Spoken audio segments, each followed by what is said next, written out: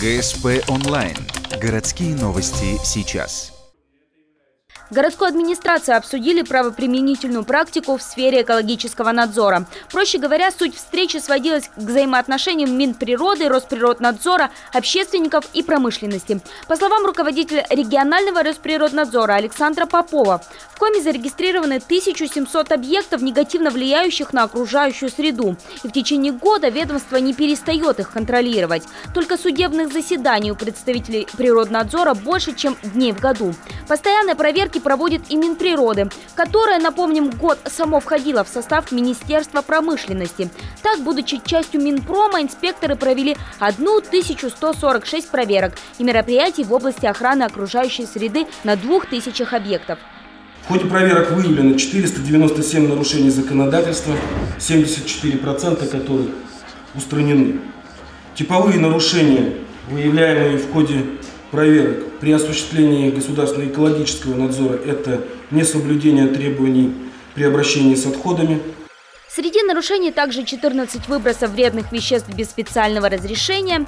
В сфере водного надзора самые частые нарушения – это сброс загрязняющих веществ. В сфере геологического надзора незаконное недропользование. В прошлом году было зарегистрировано 17 таких фактов.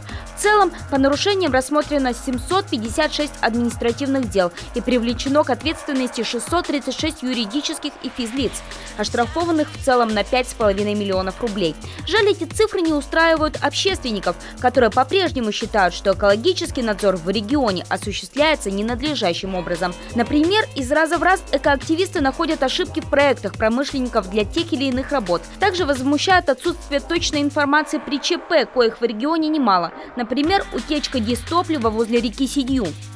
Я бы, например, имея на руках в паспорте калибровочной таблицы резервуаров, журналы поступивших отпускаемых нефтепродуктов, метрошток и водочувствительный час паспорту, за полчаса бы с точностью до 1 литра определил количество разлитого дистоплива там, возле реки Сидью.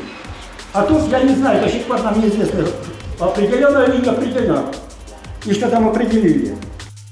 Хотя общественники имеют право осуществлять, как и надзорные органы, контроль за такими происшествиями. С 2014 года в силу вступил закон об основах общественного контроля. Полномочия осуществлять общественный контроль наделены члены Общественной палаты Российской Федерации, региональные палаты, представители общественных советов, сформированных при большинстве ведомств.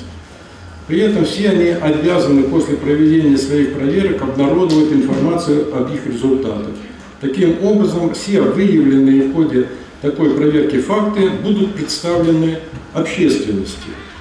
На деле же все это очень и очень непросто. Во-первых, чтобы осуществлять этот контроль, общественникам нужно как минимум не вставлять палки в колеса, а как максимум добиться таки от природоохранных ведомств сотрудничества. Так, при обсуждении в Ухтинской администрации прозвучало предложение создать штаб общественных инспекторов, которым бы выделяли стимулирующие выплаты не наживы ради, а хотя бы для возможности выезжать на места происшествий, осуществлять фото- и видеосъемку, а также публиковать материалы в СМИ.